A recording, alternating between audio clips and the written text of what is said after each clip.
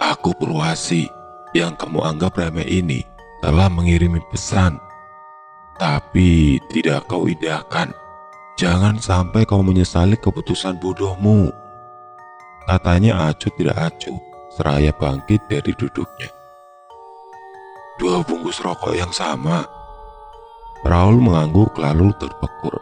Sebelum Raul bertanya, wanita itu menatap tajam mata Raul dengan mendesis.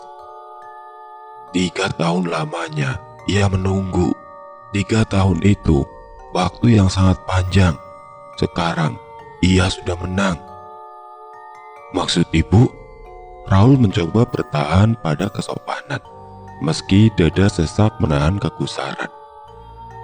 Tak percuma warga kampung Karet Jajar menjuluki aku Sang Linuwi. Apakah kau tidak melihat jari-jari kakimu? Ucapnya sambil menuding ke arah kaki Raul. Raul tersentak. Tangannya menyinggung toples kaca kacang kulit. Ada apa denganku? Kenapa baru sekarang kau sampai kenal itu padaku? Begitu ia tersadar bahwa jari-jari kakinya tampak membiru. Wanita itu membisu.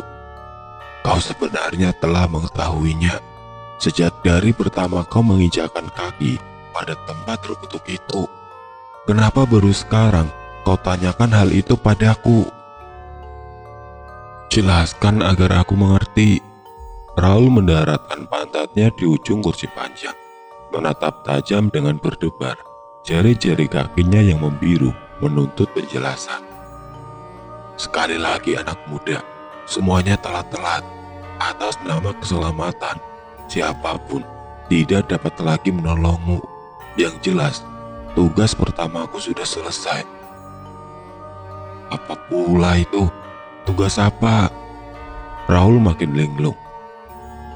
Tugas untuk memperingatkanmu. Sekali lagi, semua sudah telat alias terlambat. Raul menahan kata. Hanya giginya yang saling bergertak. Ia menyahut rokoknya dari tangan wanita itu dengan kasar. Raul pun pergi tanpa mengharapkan uang kembalian. 4 langkah dari ambang pintu warung, ia membalik punggung, menuding hidung perempuan itu dengan rahang menegang. Orang gila. Purwasi sekilas seperti perempuan parubaya kebanyakan, kecuali untuk satu hal, mata batinnya. Di wilayah sekitar kampung Karet Jajar, namanya kondang sebagai jujukan orang-orang pencari pertolongan dalam perkara gaib tentu saja. Seperti sebagian besar warga kampung Karet Jajar, ia juga pendatang. 3 tahun berselang setelah rumah sakit Pusta didirikan pemerintah, datang penawaran pada nelayan prasejahtera pesisir pantai utara untuk mendirikan perkampungan di sekitar kebun karet. Berbondong-bondonglah mereka untuk sebuah alasan sederhana, lahan cuma-cuma. Purwasi mewarisi ilmu Linuwi dari terah mendiang ayahnya. Konon sang ayah adalah tukang suwuk kondang dengan kesaktian beraneka rupa. Nelayan pesisir pantai utara menjadikannya tetua. Dibesarkan dalam lingkungan klinik, ternyata membawa kesengsaraan hidupnya. Orang tuanya terbunuh secara misterius saat dirinya masih gadis. Untung saja ia dapat diselamatkan oleh pemuda murid ayahnya yang kelak menjadi suaminya. Purwasi melepas kepergian Raul yang tergesa itu dengan menggurat tatapan hampa. Gelengan dan tarikan nafas beratnya menampakkan kepasrahan. Kasihan. Lelaki muda berdarah Timur Leste itu duduk termenung di tepian ranjang. Ia meloloskan sandal jepitnya dengan perlahan. Ia ingin memulihkan semua kesehatan logikanya sekaligus untuk memastikan jari-jari kakinya itu memang benar telah membiru. Bahkan larik-larik uratnya pun tampak menghitam. Raul menelan ludah ketika ia menyentuh betis kekarnya yang lambat laun terasa dingin. Ada apa denganku? batinnya keluh. Sore hampir tertelan kegelapan. Raul tidak sabar untuk melakukan penyelidikan. Di dalam benaknya, Pak Nora jelas tersangka utama. Ia tidak peduli lagi desakan nafsunya pada Kinasih. Jika Pak Nora pelakunya, tentu ia punya penawarnya. Begitu kira-kira Raul berhipotesa. Bangunan berdinding tembok dengan 2 bilik kamar itu masih lengang dan remang-remang seperti biasanya. Tidak tampak ada tanda kehidupan. Mata biru Raul mengintip dari celah retakan sempit pada jendela kayu bilik kamar tidur Pak Nora. Ujung kakinya menumpuk pada bongkah batu besar. Sosok tersangka utama berada pada poros kamar dan duduk bersila. Dengan jantung berdebaran, mata Raul menyipit untuk melakukan pengamatan dalam keremangan. Tidak ada sosok Kinasih di sana. Hanya Pak Nora yang bersila dengan menghadap sosok berselubung kain hitam yang terbaring di depannya.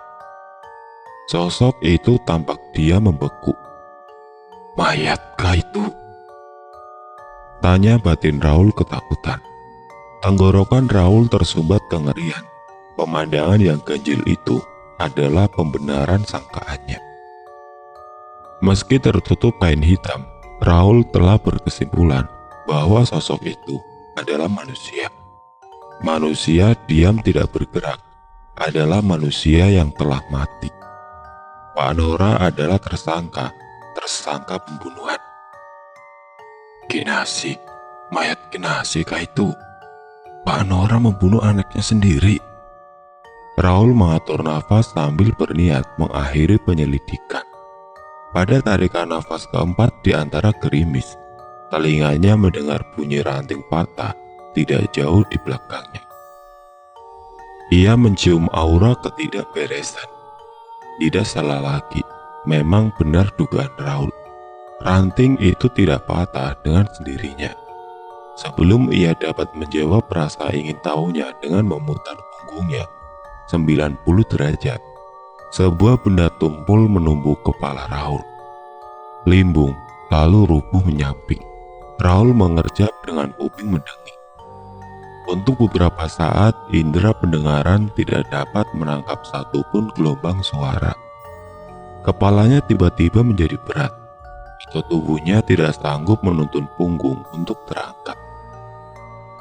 Dengan detak jantung yang makin cepat dan tenggorokan tercekat, ia meringis kuat-kuat. Tangan itu belum selesai dengan urusannya. Bahu Raul didorongnya dengan kasar. Raul mengerang untuk mengadu. Saat ia berjuang dengan sisa tenaga untuk bangkit, bak sebuah baris perintah, tendangan pendek yang didaratkan pada pinggang berhasil membuatnya merebah. Kali ini Raul patuh. Kepala dan tubuhnya terkulai lemas, pingsan. Raul menggeliat begitu dingin dan basah, menampar indera perasa di permukaan wajahnya. Kesadarannya sedikit merambat pulih, manakala sebaskom air mengguyur kepalanya. Tangan itu pelakunya. "Bangun!" ditanya setengah berteriak. Kelopak mata Raul berkedip cepat. Dalam pandangan yang samar, ia berusaha menerjemahkan sebuah siluet besar yang berdiri di hadapannya. "Iblis!" desisnya tertahan. Tidak ada kata balasan dari tangan kekar itu, selain kembali menumpahkan sisa air dingin pada kepala Raul sembari mendecik geram. 3 detik kemudian, tubuh Raul diseret kasar dan disandarkan pada dinding. Ia terduduk dengan leher layu sambil meraba telinga yang masih terasa perih akibat pukulan. Pandangan yang masih kabur itu dijelajahkan ke sekeliling pondok Pak Nora. Sangkaan Raul tidak salah lagi. Pak Nora memanglah kejam sesuai petunjuk Purwasi. Dalam ketercekatan, Raul mulai mengendus aroma kematian. Tubuhnya secara refleks bergetar untuk merespon sebuah rencana tindakan. Tidak pernah ia dalam kondisi setakut itu saat ekor matanya melihat siku Pak Nora terangkat. Sesaat sebelum Pak Nora meloloskan pukulan, dari sudut ruangan yang gelap, sebuah bayangan besar dan panjang terulur ke depan. Siluet itu menyibak gelap dan memunculkan sosok manusia. Suara lembut pun terdengar. "Abang ganteng, kok datangnya kecepatan?"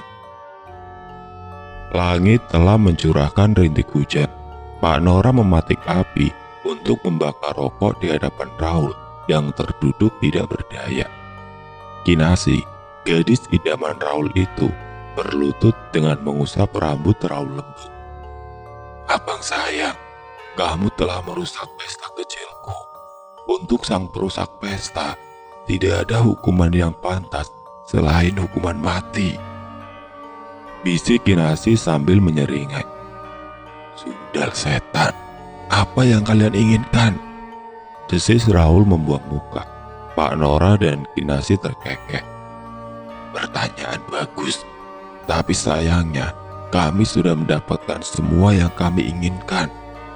Hanya tinggal tersisa satu proses untuk memastikan saja, Bang," balas Pak Nora dingin. Raul mengerjap dalam rintihan. Sudut matanya menitik ujung kakinya yang makin membiru. "Tolong biarkan saya pulang, Pak. Saya tidak punya niat jahat pada kalian," ucap Raul terbata-bata. Pasti kamu akan kami pulangkan ke tempatmu seharusnya berasal," ucap Pak Nora datar. "Kinasi, tolong ambilkan bungkusan kain hitam di depan." Kinasi menjawab dengan anggukan ringan. Segera ia beranjak menuju ruang depan. 2 menit Kinasi menghilang dari pandangan. Terdengar suaranya lantang memecah keheningan.